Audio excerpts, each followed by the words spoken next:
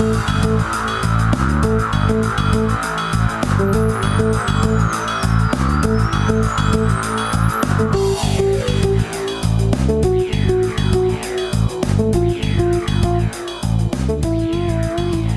there, Brainiacs. Welcome to the Beaker Report podcast, the science show for the average Joe. I'm your host, Steve Burke. And I'm Caleb Schuler. Sit back and enjoy the show. Prepare to get your minds blown.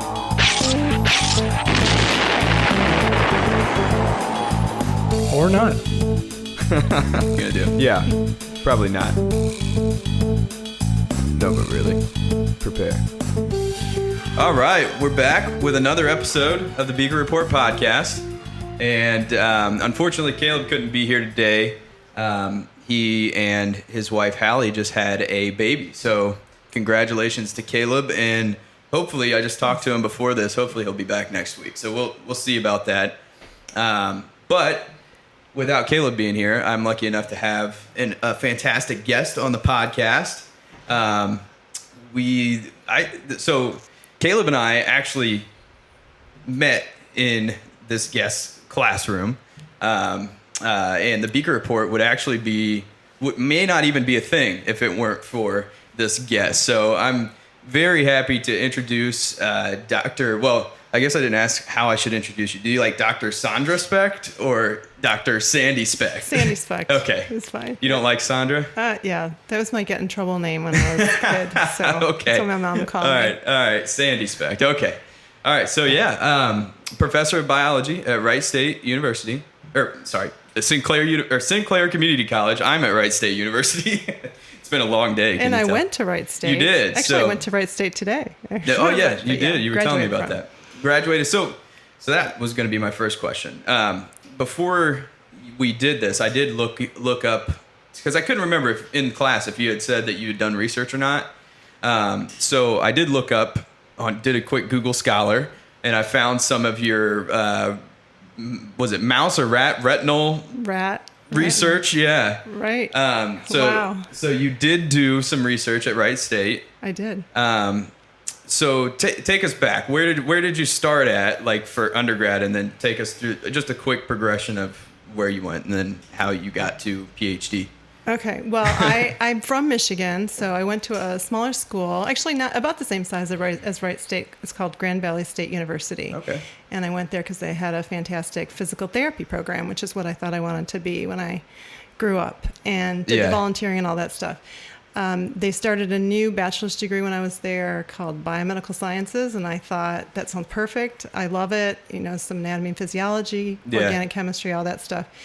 And I did some research there my last year, functional electrical stimulation of paraplegics who, to kind of really see if it improved muscle tone. They put them on a bike and hooked them up to electrodes, and also if it improved their cardiovascular health and their lung function and things. So did that, and my professor actually told me about Wright State and said, hey, there are some people doing similar research down there. Why don't you check it out? And I applied to grad school. So did you go from undergrad, did you go straight to PhD, or did you do straight to PhD? Straight to got my bachelor's degree and went into the PhD program. Wow. That's what Caleb did. I went to the master's first. I was trying to buy time for med school because I worked all the way through undergrad, and I just didn't have the extra stuff to make my resume look good enough for med school, or the time to study for the MCAT. So I was like, I'm going to do master's and I'll have so much more time. Turns out that's a terrible plan, by the way. You don't get any more time in grad school. But you were working full time as an undergrad too, weren't you? So you were working a lot. Yeah, that was no fun. But did you have to work during your undergrad? I did. I worked in a chemistry department, grading papers and prepping labs, so it was only like 15 hours a week. I was scrubbing toilets. Hey, still, that's a necessary job. But, that's cool though. So you went to Wright State, and did you? Because you didn't know anybody there, so you had to go through the process of Right. Experimenting with labs, like finding people you were interested in and stuff like that. What was that process like? Well, the cool thing about the biomedical science, not to sound like a Wright State, ad or whatever, but it was a really positive experience for me. Grad school was the biomedical sciences PhD program. Allows you to, kind of not know what lab you want to enter. And you get to listen to different professors talk about their research and see what sparks your interest. Yeah, they still have a class like that. It's like Intro to Research or something it's called. And like different professors come in and they kind of give you the spiel. And then try and sell you on their lab and their research or whatever. Yeah, they're like, come work for me. Right. And then if you find somebody who, whose research interests you, you go and you spend a semester, rotating in their lab and doing a little mini research project. So I did that. And the second lab that I rotated through was Dr. Michael Leffick, who's still there in the biochemistry and molecular biology. See, I try to avoid that department. No, you shouldn't. Didn't you love this? I mean, talking about the LAC Operon, it brings back great memories, doesn't it? Yeah. Moving right along. Yeah. I never got too into, I think the chemistry part of it was the part that I didn't like so much. And I've found parts of it that I like more and more. I find that, because I got into research and then that led me to getting more familiar with some of these topics. Whereas like during my undergrad, it was like abstract and I was learning. I was like, nah, I'm not into that. So I've slowly come around to these things. Like we talked about this ecology seminar that I'm in. I was like, I didn't want to have anything to do with ecology in my undergrad. And when I took the seminar, I really only took it because that's what Caleb does. He's a microbial ecologist. And I was like, well, I'll check it out and learn a little bit about it. And so I go in just like, not liking it, like I'm not gonna like this, I'm not gonna get anything out of it, it's a waste of time. But then by the end of it, I found things about it that I like. I ended up enjoying it. So I'm sure if I spend some time in the department, I might find things I like. I think things just click sometimes. Yeah. And I still remember in grad school we had to take the biochemistry class and Dr. Leffick came in and lectured and everybody left and just thought their minds were blown. It just seemed like so hard to understand. Right. And how could we even, and I just found it fascinating. I thought it was a lot of work to try and understand, but it was fascinating. I love cell biology. Like I like the molecular part of it, like the different proteins and how they operate and stuff like that. But the actual chemistry side of it is the part that I have never been a big fan of. I actually I got away somehow with not even taking a biochem class, which isn't helpful for my MCAT because I had a lot of studying to do. So, but but what are you gonna do? You probably got a little bit in genetics, but I mean, you hit it in all your classes, so I think that's kind of why it's not necessarily a required class because you can't really. It's like that with all the sciences, right? There's always a little parts of each one. It's just a matter of how much you focus on it. But yeah, so I squeaked by without that. But so what was your first lab that you went into? The one that you didn't like? Well, now I'm not going to say his name. I'm putting words in your mouth. She did not say that. I'm kidding. Right. So I would not say that I didn't like it. Yeah. It was kind of one of those things. You're like, oh, you try it out and you think, okay, well, this was interesting. But then when I got to the second lab, I just really clicked. Yeah. And I liked the project that I was working on and going to work on. And I liked the group of people. And that's crucial with the research is you got to be like sold on it. You got to be passionate about it. It's got to be a true interest or else it becomes a grind or something. Like when you really, really like it and you're interested in the topic, it's not work anymore because you're dying to know the answers. Right. But if you're like, you don't really like the work and it's a struggle, then that's where it can be a problem. But right. And even, I actually cannot remember what I worked on in the first class. I was kind of just blowing by that question, but I'll admit that. Yeah. But my project in Dr. Leffick's lab, and I don't know if this is what clicked with me at first, but it was going to be, working with eyes, with the retina. Yeah. And when I was little, I had to have a lot of eye surgeries because I was a little cross-eyed, kid. And so I think I've always been sort of interested in, pathology of the eye and all that stuff. And so we were working on a project looking at trying to sort of use an animal model to understand age-related macular degeneration. So we exposed the rats to intense visible light and then excised their eyes and looked for DNA damage and transcribed and inactive genes. And then used antioxidants and to see if they're protected and to understand the damaging mechanism. So it kind of worked into, I've always been interested in the eye, and the DNA part was fascinating. And then even the antioxidants was kind of interesting because I have an interest in nutrition and fitness, and so that sort of worked in together. So that's cool. So then you were... Thanks for saying that anyway. No, that's really cool. So I say, like, with the biochemistry thing, I say I'm not interested. I'm sure there's all kinds of projects that I'd like to learn about, and I'd be like, that's amazing. But like, when you get into the technical nitty gritty, my eyes might start crossing, but it's still really awesome and cool. See, what's going to happen is you're going to need it for something. And so you're going to say, I want to figure out how to do this with my project. And you'll have to go and understand something. But that's when I learned the best, is when there's like this passion behind it to figure out the answer. Right. And that's one of the things that I think like traditional classes, not to like bag on traditional classes, they're totally necessary, obviously, to get where you want to go and have the basic skills. But there's always this issue for me going through it where like there was no, like, everything was like made, not the facts, but like the data that you were, like, when you're in a lab, things are kind of made up, and you got to crunch these numbers, and everything's kind of abstract, and you have no connection with what you're learning. Right. And so that's when I think it's easy to like kind of have it go in one ear and out the other. But when you're like truly driven to find the answer, then it's like nothing will stop you at that point. For me, I'll read like 100 papers to try and find this little thing that I'm trying to figure out. And I think that's the big key, is having that like that drive and connection with what you're doing. So I get a chance to go to a lot of education seminars and to learn how to, how students learn, and how to really connect more with the students through your teaching. And, that's like the trick. How do you sort of capture the students' interest and get them passionate and get them to care about what you're talking about?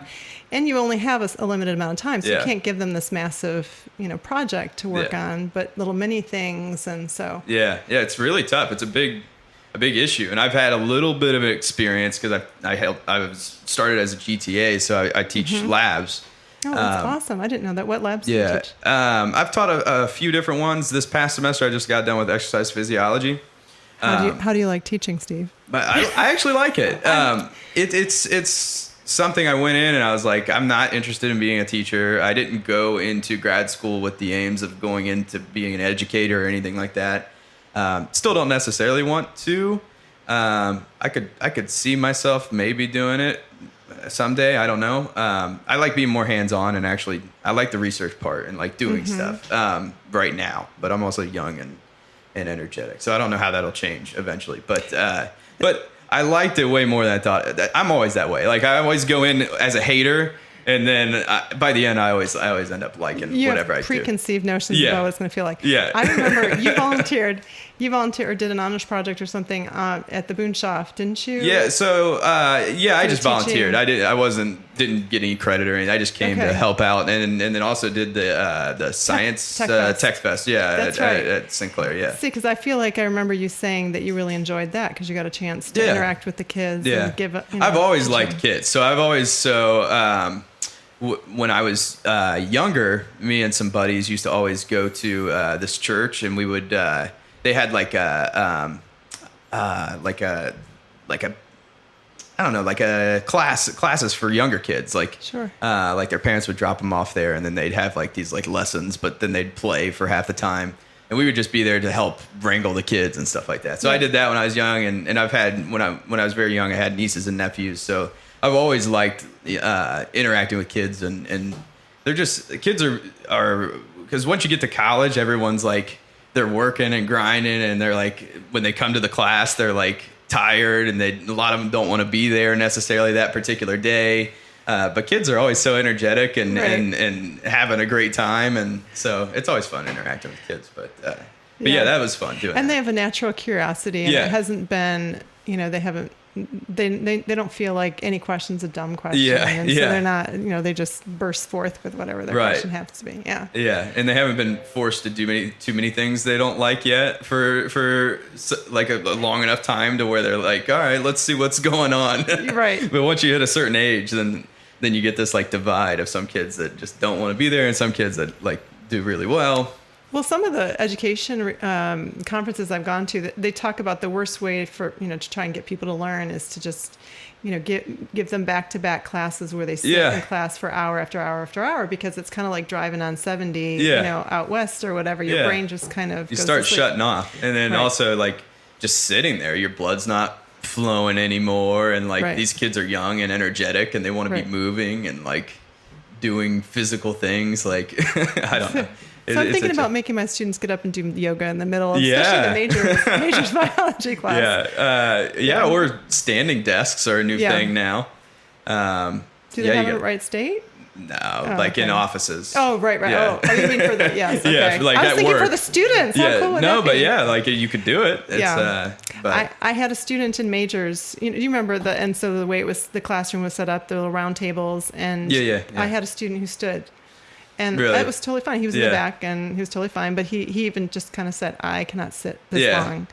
And you get serious fatigue. Like, and then part of your time sitting there, you're thinking about, oh, my back hurts, or like my legs are getting tight, and like you're not focusing on what you're trying to take in. That's why I'm teaching. It's active. I'm on my feet. Yeah. I feel like I even give the spiel at the beginning of the class. Yeah. When I give my self-introduction, I say, I did the time. I worked as a lab director, an associate lab director. And it was very sedentary. I mean, I loved, the work was very interesting, but I was sitting all day, and I would look at my pedometer back in the day, way before Fitbits came out. And I'd only had 1,200 steps for the day. And I thought, I'm slowly dying here. Yeah. I start to feel that way sometimes too, especially after a nice Ohio winter. You get to the end of it and you're like, oh my goodness, like I gotta do something. Right. And now we see exactly like, what with our Fitbits and things, which I don't have. I'm just pointing out. I avoid them so that way I don't know. It's that's okay. No. But that's what's nice about teaching. Yeah. I mean, another thing, because you get to you get a chance to be active and on your feet. At least the teachers do. Yeah. The way I get around it is I've recently been biking to work. So I bike from here to Wright State. And that's a great way to get exercise. I rode like 60 miles this week. So that's fantastic. It was great. But then it started raining. So I'm gonna have to wait till it stops again. I'm a fair weather rider. So that's okay. That's all right. It's probably safer. Yeah. Especially on road bikes with the thin tires and stuff like that. Oh yeah. They can be a problem. But so I always talk about that with my PI. Like I love research. But I couldn't imagine having his job. Like all he does, well, I shouldn't say all he does. He teaches also. Right. But a large portion of his day is spent like writing grants and sitting in his office and looking at everybody's data and like sitting behind a desk. And that's like one of the reasons I went into, I started as a business major. And I did a year of business, and I took like a macroeconomics class, and I spent, class after class looking at the same graph with two different axes. And I was just like, no. And I was like, I don't want to sit behind a desk my whole life. And then I get into biology, and it's like there's many options, and that's one of the reasons we do the podcast is to, because a lot of people were like Caleb and I, we just kind of jumped into biology. We had a kind of an interest, but we didn't really know, like maybe we'll be a doctor someday. But other than that, and like teaching, we didn't really have any idea of the options. So that's kind of one of the goals of the podcast is to figure out what else is out there with some of these degrees. What else could you do potentially for a living? But when I see his job, I'm like, man, I love the research side. It'd be like, it's a great schedule, but like, I don't know if I want to spend all my days writing grants and all of that stuff. So it might be different in a clinical setting. Yeah. So, kind of the area you're heading for. Yeah. Maybe No, more it's hospital, a little different. Yeah. More grand rounds, more presentations, more, recruiting patients and education. We work with we collaborate with an MD PhD in our lab. I work pretty closely with him, and he spends some of his time at Wright State, and then not all of his time spent in his office. He's going around checking on all the research, and he keeps a lab going there.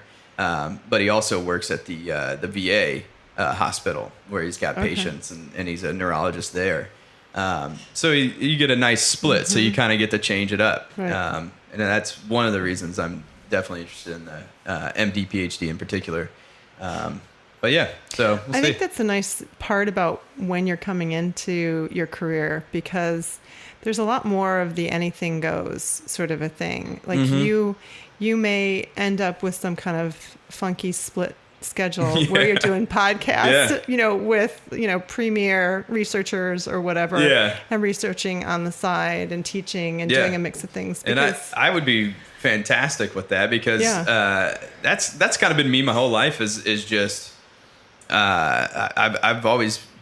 a specialist at not specializing in any one thing, is just like doing a whole bunch of things pretty well, but not like a master at every single one of those things. I'm like, but you've got a lot of interest, which makes you an interesting person too. Well, I mean, I don't say that myself, but Well, I went back to my notes on you and Caleb and looked up your grades and things like that. Oh, great. I'm just Fantastic. kidding. I did not.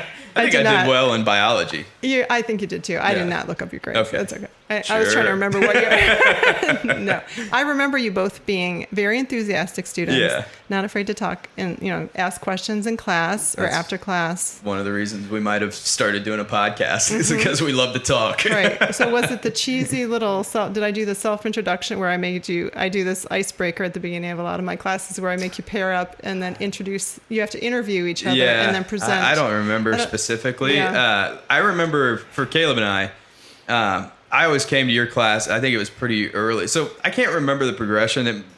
Sinclair and undergrad was kind of a blur because, like I said, I worked full time. So it was like literally some days I wouldn't sleep at all. I would work. I worked overnight. Like I worked third shift. And so I would come straight from work, go into Sinclair, and I'd have 2 or 3 classes, finish with those, and then I'd go home and crash. And then I'd have to wake up, work, and then go back and do it again.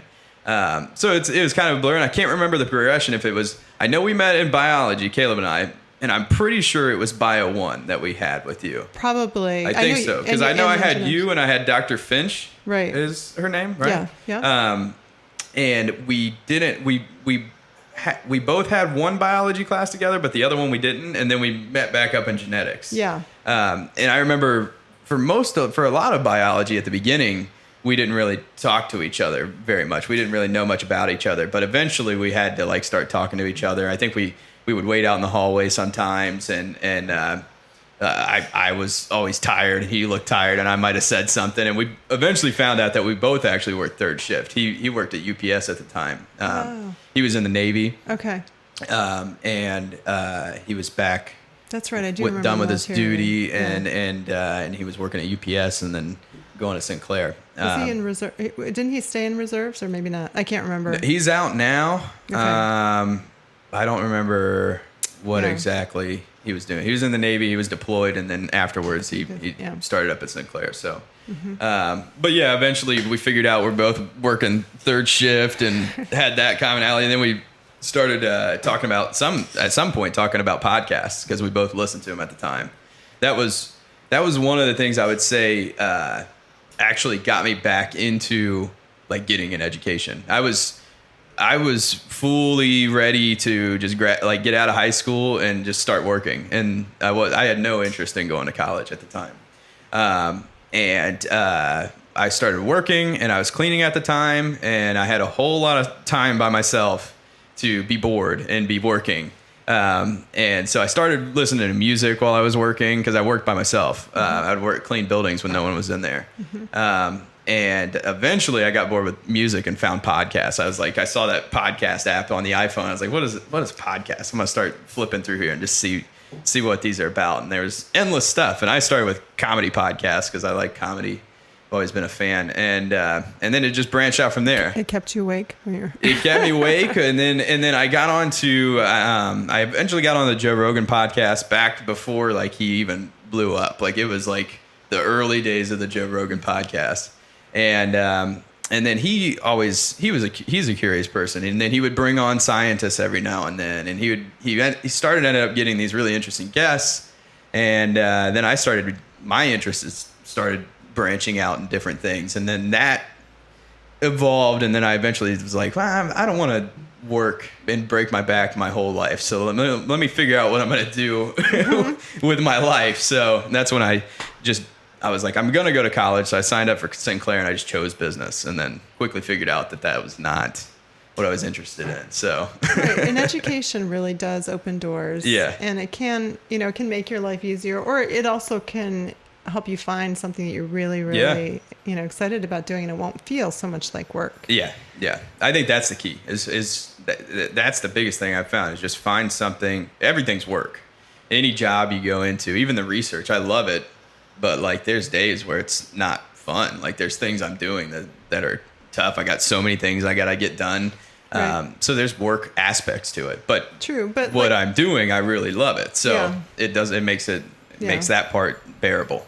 Yeah. Whereas if you just don't like what you're doing, it's the whole thing's miserable. True. And then you come home and you got like 2 hours left in the day, and you got to go to bed, and you got to do it all the next day. Right. Then you're unhappy. Right. Yeah. I feel like with teaching, a lot of my work is reading and, staying current and checking out new textbooks and looking at new formats and things. And so some of that, that keeps, it's kind of like I'm getting paid to stay current and what's going on. It's pretty cool. Yeah. Getting paid to just learn, essentially. I mean, that's what you always have to, like you said, you got to be knowing the news, especially in biology. It's changing so much, especially nowadays with like, it's only accelerating. It's got to get more and more difficult for the textbooks to keep up with the forefront of biology. So do you read a lot of like research anymore, or do you mostly textbooks you check out? It depends on if it's something I'm interested in. So family member with a diagnosis, then I often go and look at the primary literature or something, and or if it's something I'm going to teach, maybe for the first time, it's something new and current, and I think, okay, well, I really want to make sure I nail this when I get up there, and I have the answers to the questions. Yeah. So, I think when you first start teaching, you feel like you have to have all the answers, and I don't always feel like I have to have them. For the most part, I know I'm not going to know everything. Oh yeah, you can't. But for some things that I find really interesting, I know that if you say it, in a certain way and the right way the first time, you have the students. But if you stop and correct yourself and go back, you've confused and lost everybody. Yeah. So that I end up doing homework the night before. Yeah. So it's like I'm back in school, but. Yeah, that's what I spend with the lab. I've always got to like sit down with the lab manual. What are we doing? And then make sure I understand the actual physiology part of it and all of that. So it's fun. But I'm the same way. Like the great thing about teaching now is like, if you don't have the answer, it's like, oh, let's look it up. We have the internet in our pocket. So like, I don't know the answer, but let's check it out. Like, that's a good question. And the students will have it Googled before. Used to be, I would say, well, go look that up and then we'll talk about it on Thursday. And before I've moved on to the next thing, they're saying, oh, the third row saying, oh, I've got it. Yeah.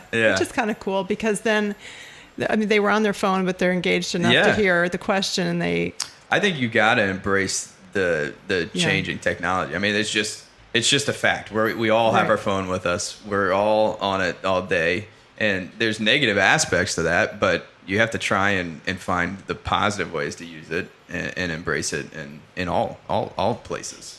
And the generations change. I mean, or the student population changes in terms of the way they learn. I mean, I think in the maybe 20, 30 years ago, you could get away with standing up there and lecturing, and just, droning on and on. Yeah. And you're delivering the information, and the student has to sort of meet you where you are and sort of figure out how to take the notes. And you still do, you still have to do some lecturing. Yeah, you can't get around it. You got to do some of it. Yeah, but there are new opportunities, videos, TED Talks, things, animations. Yeah. Like I was saying, I make a couple little videos that are short. It seems like the students enjoy, rather than standing there and listening to me talk, they can go home, put the little 6-minute video that's talking specifically about, the lac operon or whatever. So are these videos, do you like put them on like the class page, or do you post them like so anybody could see them, or I just upload just for the them class? to the. So it's nothing. My setup is my laptop. Yeah. So it's really just a voice over PowerPoint. Yeah. So I'm just kind of talking through, and we're going to work on doing more of this for our online classes because we've gotten a lot of feedback, from the students. Yeah. When we built the online, like we have a lab-based microbiology class that we offer, and It's online. It's online. And So- do you come in for labs or? No. So the lab's online. So what we did The was lab is online. I know, isn't that Wow. cool? All so, right. So for a student who is not able to make it to campus for whatever reason, stay-at-home mom, or just and we have students from all over the country. I talk a lot with my hands. I actually got that It's in my fine. student evaluation. I said she talks a lot with her hands. So it's like a virtual microscope. So they're clicking and dragging. So our graphic designers, our distance learning department actually built this microscope lab for us. That's crazy. And then we had a lot of time shooting pictures and capturing images to create this. But some of That's them are really cool. games. Yeah. Yeah. So Because that was the one thing I was like with the the database of the knowledge of humanity at our fingertips. right. Like that's one of the things that I always wonder about with the university. Like, are they like gonna become obsolete someday? I always wonder that. And certainly they're not growing currently.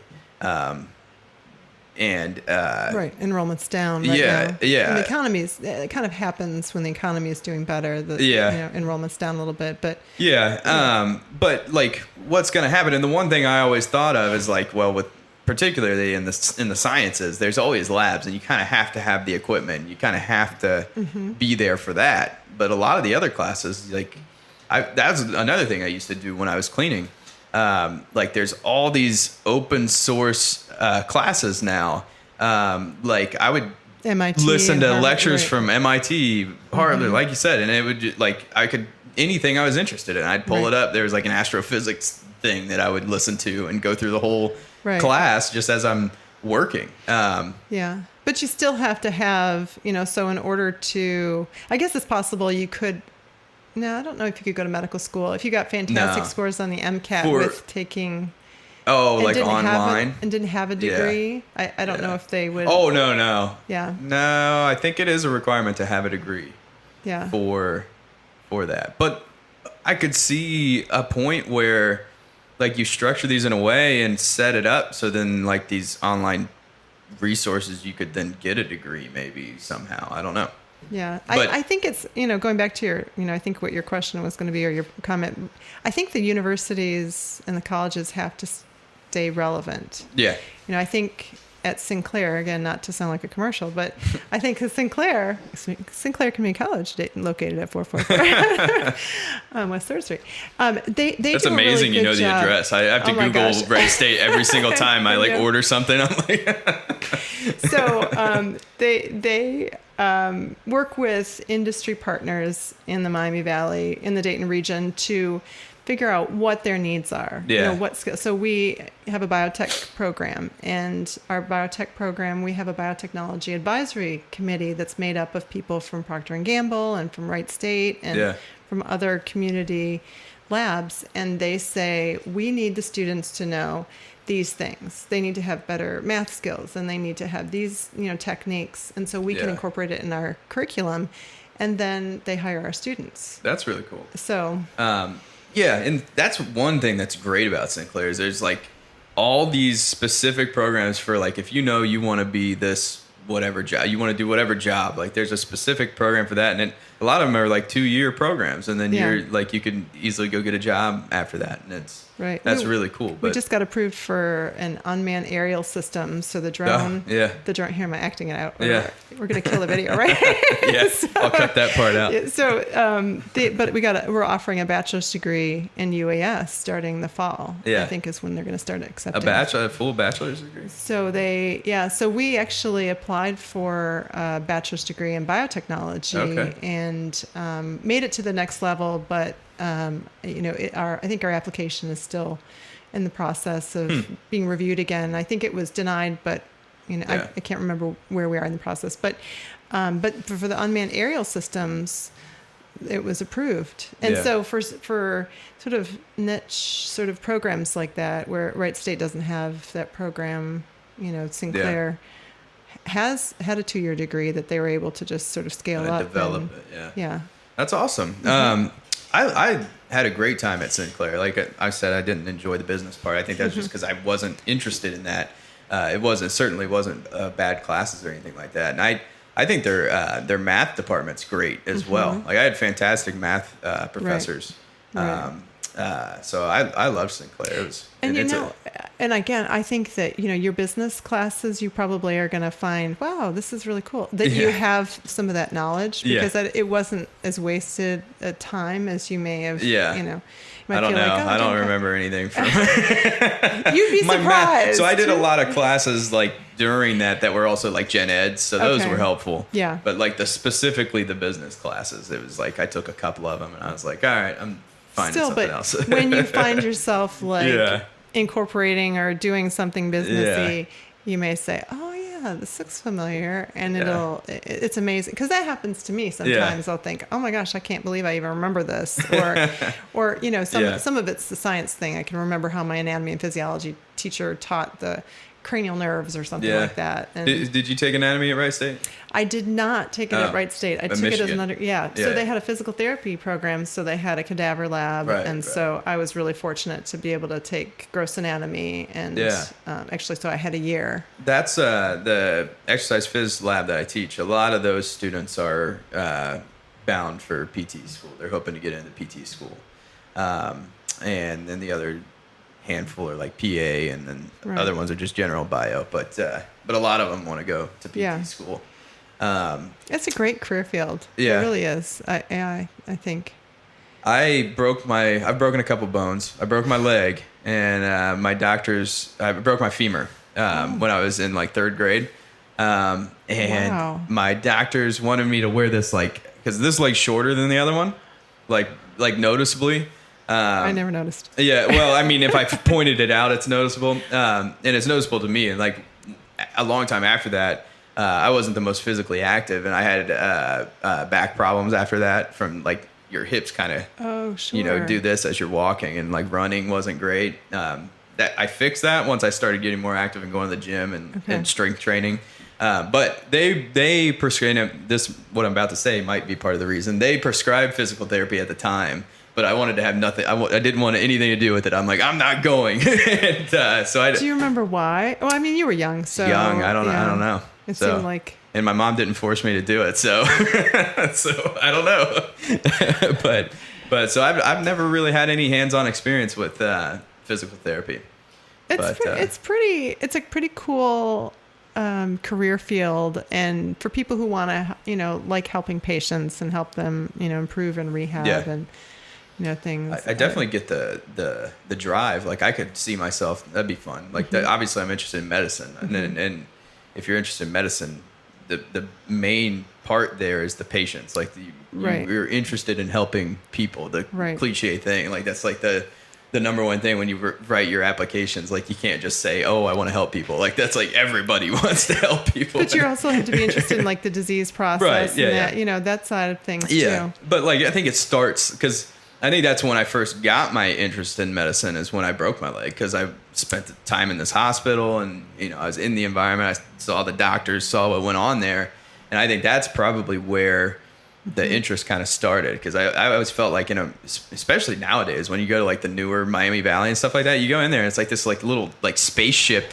that you're inside. It's like its own little world in there that operates, and it's crazy, all these different departments and the people running around, and part of it looks like a really nice hotel. And part of it, and they actually have good food in their cafeteria at the Valley. It's crazy. So what you're saying is that every child should break their leg so that they can get. I don't know about that. A lot of children will probably break their legs because kids do crazy things. But and I think for me, my exposure to sort of medicine was when I had an uncle who he was a Vietnam vet. He was my mom's younger brother, and when he was in his 40s, he was diagnosed with Guillain-Barré syndrome. He had tingling in his hands, and it was ascending, so it was moving up his hands into his arms, and he had numbness, and So is this like a neurological disorder? So it's more almost like an autoimmune kind of thing. Okay, and it's yeah. associated with drinking unpasteurized milk. Oh. There's a bacteria called Campylobacter is the genus. Campylobacter. Also Zika virus infections are associated with it. So it's like your body has exposure to some microorganism and then creates an antibody that cross-reacts with your myelin sheath. Yeah. So now you're producing an immune response against your own nerve coverings. And so you're literally attacking your own nerves and losing. So he went to the doctor, he told my mom that he was going, and they had no idea. It was a small town doctor. They sent him to the hospital. By the time he got to the hospital, he couldn't get out of the car. Oh, I mean, that's goodness. how rapidly it progressed. Yeah. And some people have it, very mildly, but he was on a respirator, pretty much within a day or so. And then, Crazy. So my mom and my aunt were there taking care of him, and also asking a lot of questions of the doctors, and really at a time when you would kind of listen to what the doctor said and say, oh, okay, and not question. They were kind of trouble starters, in the hospital, because they wanted to make, and they were basically with him 24 hours a day. They were working 12-hour shifts, basically spending 12-hour shifts in his hospital room because he was just vulnerable. In fact, he just wrote a book, and it's called Detour Agent Orange is what the name of the book was. And I mentioned in the book. Oh, wow. But anyway, but I think... So he recovered then? So he was in rehab for about at least a year, and he recovered to the point where he could walk with... crutches that came. He had crutches that came up around his arm, Lofstern crutches, I think they're called, and braces on his legs. But he went back to school, got his engineering degree. Wow. Was out in Washington D.C. Met a girl who had been thrown from, and she had her back broken basically in an accident, so she was wheelchair bound. Jeez. And he was mostly in a wheelchair. He wouldn't walk very much just because he was a big guy, and if he fell, nobody could help him get up. He's like 6'5", I think. Wow. So 6'4", 6'5". So they actually got married and worked at Edwards Air Force Base for several decades and retired out of there. But are they still in D.C.?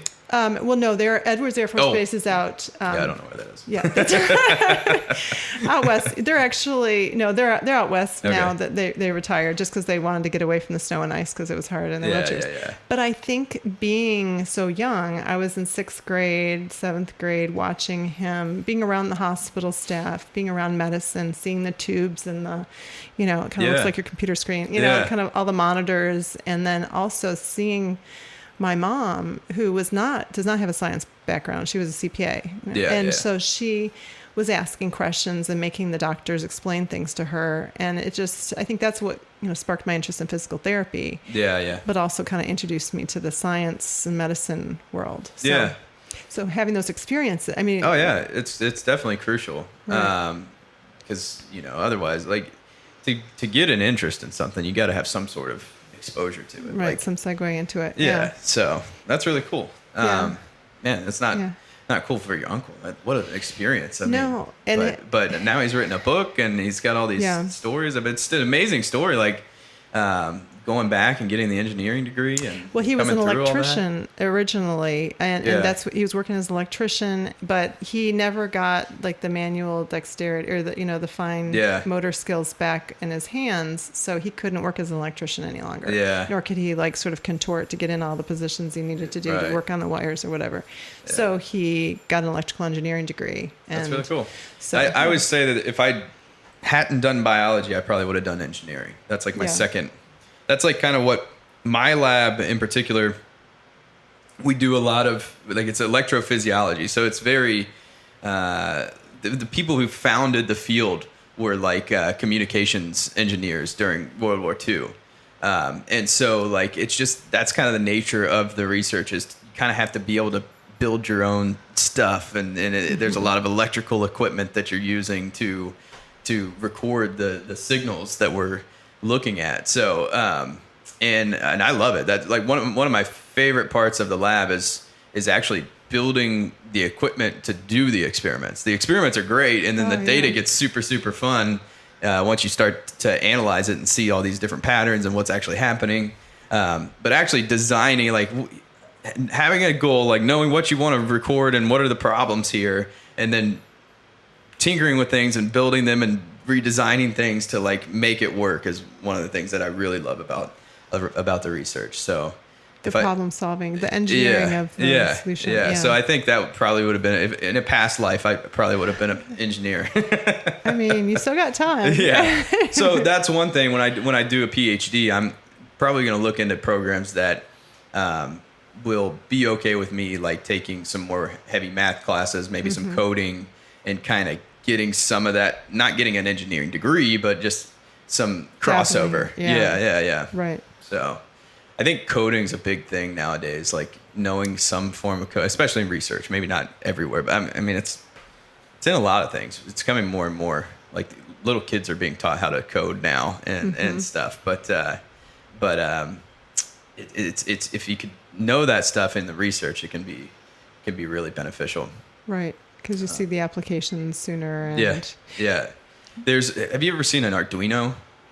They're these like little tiny, like microprocessor, they're like circuit boards, but they're like an all-in-one computer. They're like they use them for brains for like to make, like you can literally do anything. It's like a codeless computer. Like you have to code it.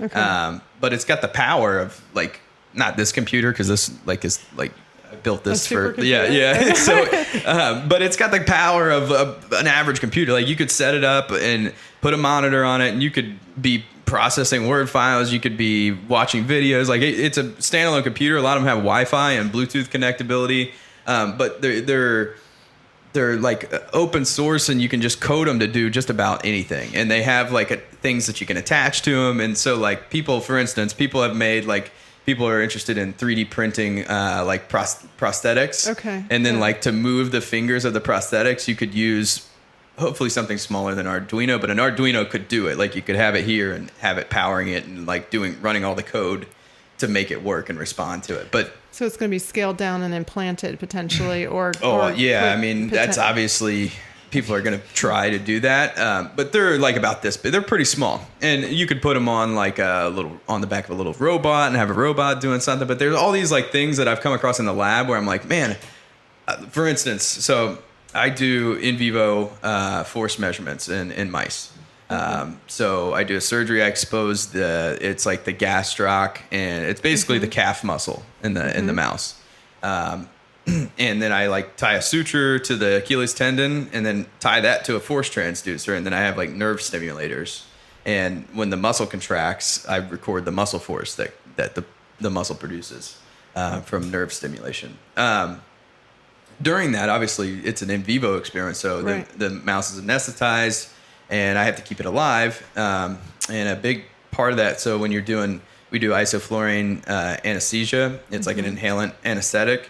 And you kind of, as the experiment goes on, the mouse like gets more and more like, I don't know, it's like they get more and more accustomed to the isoflurane, and they need less and less of it. So if you keep it at the same level, it doesn't end well. You have to be constantly monitoring it and then bringing it down. Sure. Yeah.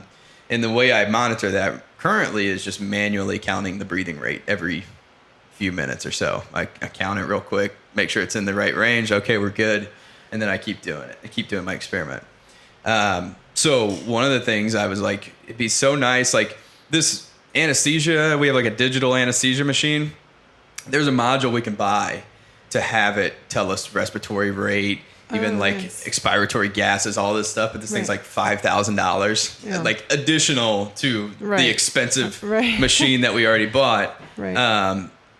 But in Arduino, it's like $20, and you could get like I've seen it, like you could get like even a little band that could stretch across the back of the mouse that is hooked to some little like voltage sensor that can sense the movement of that band, and it could easily, for like $25 and a little bit of coding knowledge, you could have a module that displayed on your computer what's the breathing rate, and you could even code in to set an alert and tell me when this thing's not in the right range anymore. Tell it what breathing rate you want it to be at, And then when it goes below that, it'll start dinging at you. See, you're in the right place. Exactly. And this is why they like to have new blood coming Yeah. into because you have knowledge of all of the new, Yeah. like some of these tech things that maybe some of the older faculty might not, be familiar with. Right. And you can bring in new ideas and even the thinking outside the box, and it may be an outlandish idea, but you throw it out there and try. Oh yeah, I have outlandish ideas. I even thought like you could actually attach another sensor to that to a little servo motor that's also controlled by the Arduino, because the little dial to adjust the concentration is just like a little dial. So you could actually make it manually adjust, follow the breathing rate, and automatically adjust the concentration. So you don't. It's just set it and forget it. Yeah. That would be pretty awesome. But I don't know the coding. You have to patent that. Well, you could probably you can't patent it though. That's what my you could probably the code, I guess. But the whole I love the idea, like Tesla does it, and the whole Arduino field is all about open source. So anything you use it for, they don't want to make it unavailable. You can go online in libraries and get strings of code for general purposes. Like if I want to make this Arduino do this, somebody's probably already done it before. You can go look and get the strings of code and stitch things together. And so it's really cool. It's like there's this huge online open source knowledge bank of coding and messing with these robots and stuff like that. And I've always liked that idea of just free access to this knowledge. Like I'll make money some way by doing what I do for a living. Hopefully I'll figure out something in research, make it better or whatever. And that's where that'll come from. Right. But I didn't make an Arduino and I didn't figure out how to do this, all this code. I might learn how to do it. Right. But I like the idea of the open source stuff. Tesla does that with all the Tesla designs. Like they have patents on it, but it's totally free to use. Like you could go build an electric car with Tesla design technology. They put it all out. Yeah. So I like that. That's pretty cool. I feel like that's kind of a new generational idea too. That let's just make it available to everybody. Well, and I think it's a more long game type of perspective because you could patent it and then you'd make all this money and that'd be great for you. But if you leave it open, all these people are going to have access to play with it, and then it's going to develop all these different fields that are going to feed off each other. And it's just going to, it doesn't stifle progress in any way, I guess. Right, it'll advance it faster. Yeah. So I think that's interesting. That is. I learned something. I was about to say something else on that thought path, and I totally blanked. I hate when I do that. It's been a long day. What are we at? Okay, we're doing good. Man, I hate when I do that. I totally forgot. This is a really cool. I mean, your whole setup in here looks very high tech. I'm very impressed. I appreciate it. And I'm excited. So many students that I have. I don't want to say they disappear, but they take my class and they disappear. Yeah. They go on and do things with their lives, and I'm so excited for them. But I never know what happens to them. Right. And so it's kind of nice to hear from students, you know, and see that they're finding success and they're finding their niche. Yeah. And is that my phone going off? Mine's off. I think it's actually my computer. I put my phone on silent. Sorry, I kept hearing the ding, and I was like, "How rude of me!" I got my phone going off, but is the battery dying on the? No, we're good. But but no, I'm sure. Like, because how many students a year do you, or a semester even, do you shuffle through? Shuffle through. So I have some students online in my online classes. So those I typically don't get a chance to meet unless they take a face-to-face class. So I have a handful of students who will be in my online class. Yeah. And then they'll come and take a face-to-face class, and they'll say, "Hey, I was in your online class," and I'll say, "That's why I recognize you." Oh yeah, that's got to be strange. Like teaching online, because it takes me, even in my labs, and I got small class size. Like the exercise phys, I had 2 sections, and each class was no more than 14 students. So so it's 20, 26, 28 students at the max for that particular lab. And I don't the only way I memorize their names and start associating face with name is passing back their quizzes that they do every week. And I don't start remembering them until Right. way longer than I probably should have. Like I need to start doing like flashcards or something. It takes a while because you want to be able to say their name. Yeah. And you're like, oh, wait, you're John. You know, Yeah. I mean, I have, maybe under 100 new names to learn. I'm always, each semester. And I mean, the online students, I guess I don't learn all their names, but I mean, I recognize them, and I have students who will ask me more questions, and so I get to know their names. But so maybe a year it's like 150 or so. That's crazy though. But, I hate when I'll see somebody and I'll think, oh, I know this was a person who came to my office and I used to know their story and I don't remember it and don't remember their name. But you just can't hold on to it. I think everybody's got to know that that's impossible. You can't know everybody's name. Like it always boggles my mind when somebody would get like offended if you don't know who like you know who they are, but you can't remember their name. It's like why would that other bother you? Like I'm for the most part I recognize people, but it's kind of cool to see them out and about and think, oh my gosh, okay, I went to a Kenny Chesney concert and ran into one of my students. What a surprise! That's hilarious. But I've had some great students, and it's really fun. Like I just made a LinkedIn account earlier this year, and so I've had a couple students that have connected with me through LinkedIn and said, "Hey, I'm just, I'm starting. I just finished PA school, and I just got hired at, Mayo Clinic or whatever. Or, I'm doing research with dolphins down in, Louisiana or Shreveport or whatever. And it's just really neat to see. Wow, they made it. And it is cool. That's got to be. That's probably one of the rewarding things of teaching for a living is seeing what they go on to do. Yeah. One of the not so rewarding things I feel like of teaching, and this is just I don't teach, so this is just me guessing. Teaching. But is probably having to write recommendation letters. What a chore! And you wrote one for me, so thank you very much. And it worked, got you in. You're welcome. No, that's not so bad though, because I remember needing recommendation letters. I think it's like you scratch my back, I'll scratch your back, but not like directly. It's like you pay it forward, I guess, because somebody wrote some for you, and then. For me, I'm very direct. I mean, it's taken me a while. I think as I've gotten older, it's gotten easier to say difficult things to people. Yeah. But I will say, look, I don't feel like I can write a strong recommendation letter for you. Yeah. Or I'll say, I think I can write a strong. And I guess if you actually feel like you should write a recommendation letter for someone, then it's probably easier.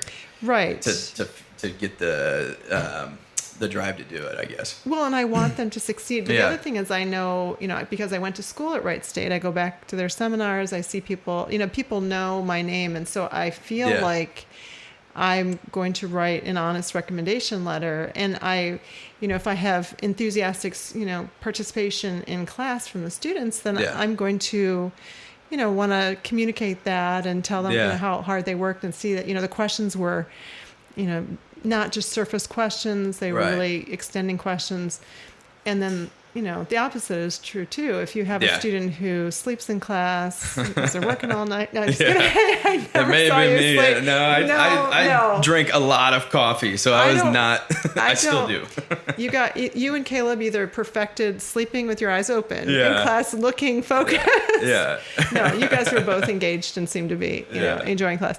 So, but you have a student who blows off class, just doesn't care about the impression that they're making. Right. But then they need a recommendation letter and they come back. And I'm very, I feel badly. Right. I know that they need it, but I'll say, you may want to ask somebody else. Yeah. So, you can't just, you have to earn the recommendation, right? So, because it's my name too. I feel that way about the science too. When I'm teaching, I know that people are transitioning to Wright State from Sinclair or somewhere else, and I know I don't want them to say, "How come you don't know this? Who'd you have for genetics after all?" You wrote the recommendation. They're just failing.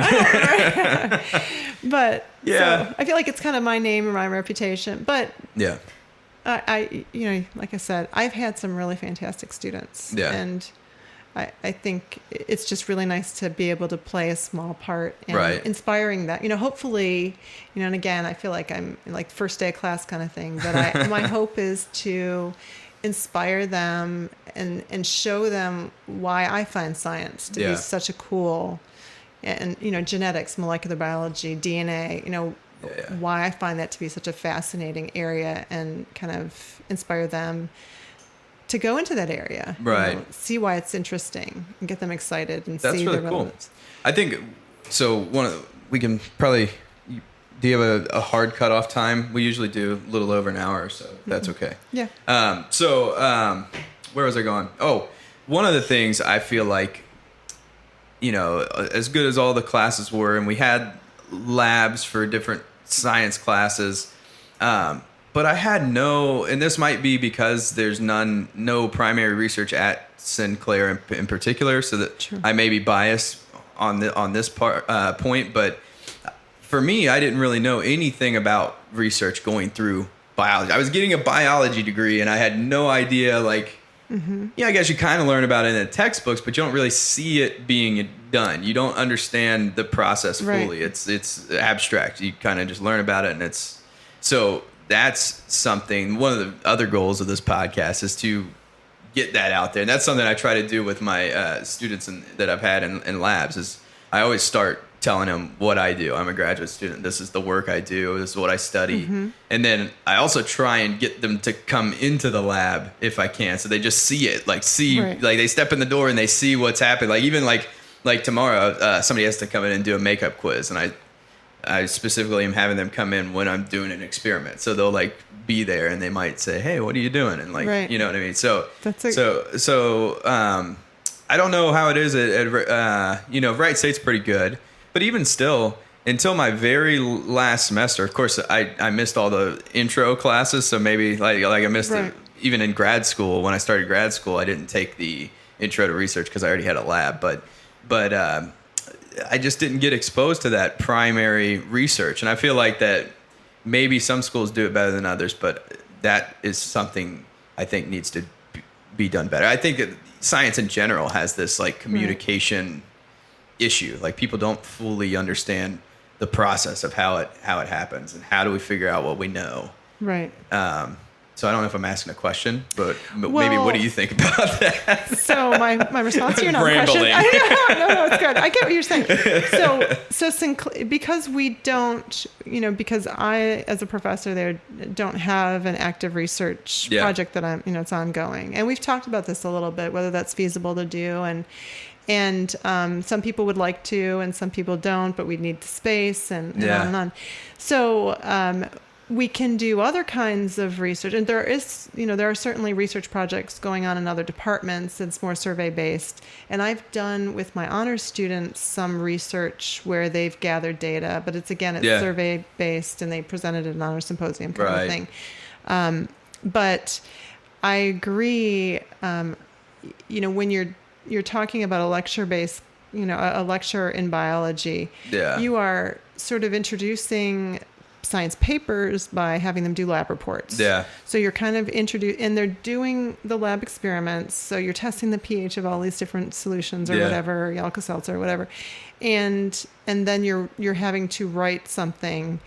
I'm trying to think of something we did, cobalt chloride, figuring out the conductivity or, something you're doing like a little mini, but I hear what you're saying. Yeah. It's hard to connect that with real problem solving. And I don't even know if it has to be done specifically in the biology classroom necessarily. I like the trying to connect a paper and then do some little lab to try and get, what are we measuring here and do it in person. So that's great. But I think just overall, just in science, selling it more and just getting it out there more. And I think it's happening more and more now, especially with YouTube. There's we always talk about it on the podcast. I always get on here's my new YouTube interest because I'm constantly coming across something. But there's some great channels out there that are doing stuff. But maybe people can start videoing different things, what's happening, and making it more exciting, getting it more out there. And that's hopefully something we can start doing here on the podcast. But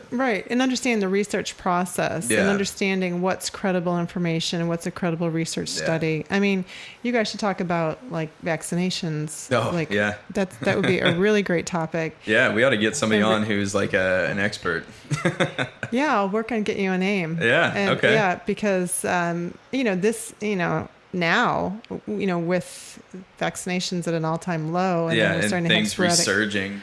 right? Yeah. I mean, it's going to be an issue. It's getting to be an issue already. Yeah, they put that, didn't like the CDC or World Health Organization. I read something somewhere. They put like as one of the risky things for the world or to society. One of the threats to society are parents who don't vaccinate their children. It's like that's a threat to society. And I think it's that people don't understand the herd immunity concept, and they feel like they're making a personal decision for their child. And if everybody made that same decision, then we would all be in trouble. Yeah. And I think what we need to do is start showing more of the old pictures from the 50s and 60s, 40s, of the iron lungs. Yeah. And what life was like when people got polio. Yeah, I didn't learn about the influenza epidemic until like my undergrad when I took virology. I was like, how could I have not ever known about this? Like, it's not that long ago that it happened. It happened in this country, and it was like, I think it killed more people than the war that was going on. The pandemic. Did I say epidemic? I meant pandemic. Well, I mean, they're different. I was emphasizing the fact that it was a global issue. I mean, it was something. I mean, HIV is a pandemic. You have all of these pandemics that have decimated the world's population. And so, you hate to see anything that we have had under control. Oh yeah, when we know how to stop it.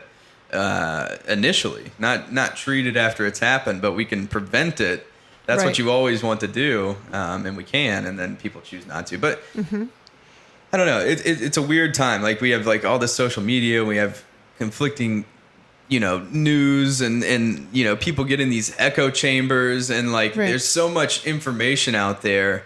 So, and here I am saying we need to get more information out about science, but having interesting stuff that gets the right message out there, I think, is super important. Right. And I don't know. I think I haven't seen a whole lot of interesting, awesome, like vaccination videos out there. It's like maybe there was some lack of communication on the medical community side as well. Like, maybe it's just not hitting home. Like, I don't know. Well, there's a for a long time, I think that, people felt like, your doctor is always right. Yeah. The doctor tells you to do this. This is what you should do. And they didn't question that. And now people are taking charge of their own, medical care and getting more involved and Googling things and asking more questions. And, it is an issue with education. I mean, and I think it starts, within the schools talking about it, because you have so many vaccines that are available to teenagers, even, HPV vaccine or whatever, Gardasil, that, the students could be making the decision. I mean, maybe not as a teenager, but they could argue it. There was a case where I think a 16 or 17-year-old kid took his parents to court because he wanted to get the vaccine, and they were saying no. I haven't seen that one. Yeah. That's crazy. So it is, it's all about educating people. It's like, Mom and Dad, I know I need the vaccine. Right. Jeez. Right. Because it can influence their health. They could, get cancer. And so, that's an issue that I'm kind of passionate about. So I'd like to see if I can request. But I do think that, getting back to, what we're talking about with research and people understanding how research studies are done and understanding what credible information is, that's really important, because people can look at something online and it's a very polished website, but it's an opinion page. Yeah. And I'm seeing a lot of students, citing podcasts. Yeah. So please don't cite me for your project. Like, I say all kinds of stuff. I listen back. I'm like, okay, come back on. I got to do a correction here because. Right. So, but they can listen to the podcast, and then you can say, I think that the researcher was Sullivan, and whatever, the paper came out in the 80s. Look it up. And, and they can go back and find the primary literature, the primary source, and then cite it. So. But I think that's part of the problem. I think they see it, it's polished, it's online. The person sounds, like they know what they're talking about. And so they believe them. Yeah. And then also, like, a lot of sites will cite primary research. But I have had to take plenty of seminars where you got to read all these papers, and then it's not enough to just read it. You actually have to like digest it, break it down. Like, what are the strengths? What are the weaknesses? Right. And that's like, I think people don't know. Well, a lot of people don't know it. People fail to remember it, even in science sometimes, is like the main goal of science is to make a hypothesis and then try and devise experiments to break that hypothesis down. We want to try and like disprove it. You can't disprove it, but try and, see if you can shed some doubt on that. If you can't, if it stands up to all the tests, then that's probably the real truth. Like you can never absolutely prove anything, but when you get this mountain of evidence and the hypothesis still works, then it's like, okay, we can probably rely on that information. That's the thing. As a scientist, you're being trained to be skeptical and a critical thinker. Yeah. And you have to be, because people are going to make decisions on medical treatments, and people will die if you're not crossing, all your T's and dotting your I's or whatever. And that's one of the points I was going to make about going through these seminars is I've read countless studies where I'm like, how did this get into a journal? And like, it's so easy for a website to go read the abstract and say, we showed this, this, and this. Cause that's, the abstract's just, this is what we did. And here's what our data says. And that's probably all the person who wrote the article read. And then now you've got it circulating all over Facebook, like this, and that. And it's like, but you didn't like, I will never go like read one of those articles and be like, oh yeah, well that's the case now.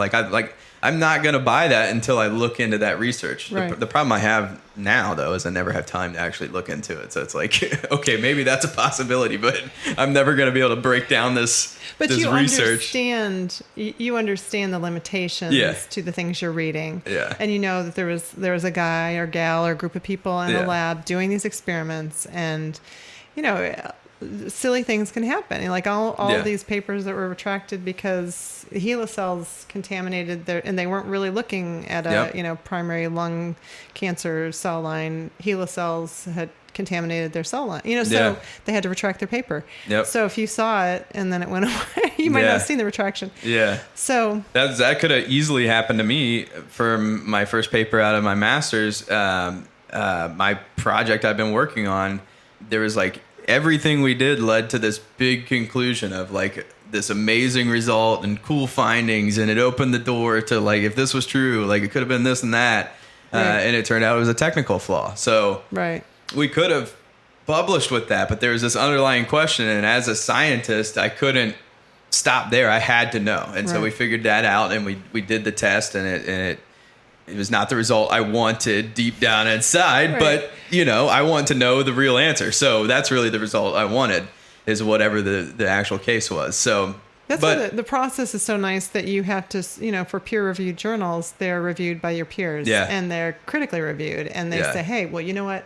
You need to do, one more slot blot of, whatever. You need to do this experiment and this experiment, and then resubmit this, because we think you just before you can connect all these dots. I think it's a good system. It's just there is a large, slice of the, percentage of the population that does not really understand the process, and they're not able to understand all of the techniques used, so they can't really understand the papers, and they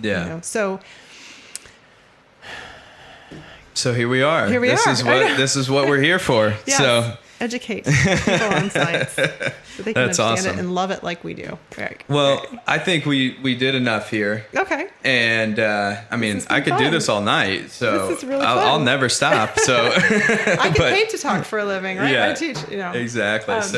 But I'm super excited that you came and spent the time to come to my small home studio. It's lovely. You're the first actual guest. Not the first actual. We've had other guests, but first professional guest that we've had, first PhD on the science podcast. So well, I have a feeling that you're going to have a long list of other people, because this is pretty cool what you're doing. And like I said, I've got some suggestions for some people, and know some people that I could connect you with. I'm more than happy to come on and talk. That's one of the great things about it, is I feel like as soon as you meet with one person, you have these long discussions, and then you start building this network, and you learn, I'm doing this because I want to show other people what's out there in science, but as a result, I'm going to eventually meet people and learn things, and it's Right. It's just as fun for me. You're starting conversations that are really important in something that you are passionate about, Yeah. and I'm just excited that you found your niche. I mean, that's really cool.